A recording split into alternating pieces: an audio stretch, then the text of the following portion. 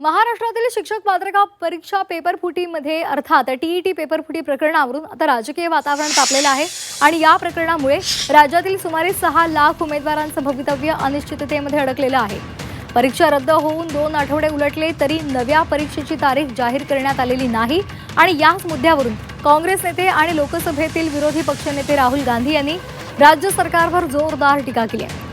चूक यंत्रणेची, मग त्याची शिक्षा प्रामाणिकपणे अभ्यास करणाऱ्या उमेदवारांना का, असा सवाल करत त्यांनी मुख्यमंत्री देवेंद्र फडणवीस यांच्याकडे 3 महत्त्वाच्या मागण्या केल्या आहेत। टीईटी परीक्षेची नवीन तारीख कधी जाहीर करणार असा प्रश्नही त्यांनी उपस्थित केला आहे। आपण ग्राफिक्स समजून पाहूया। राहुल गांधी यांच्या मागण्या काय आहेत तर टीईटी परीक्षेची नवी तारीख जाहीर करा, पेपर फुटीसाठी जबाबदार असणाऱ्यांवर कारवाई व्हावी, उमेदवारांवर नाही।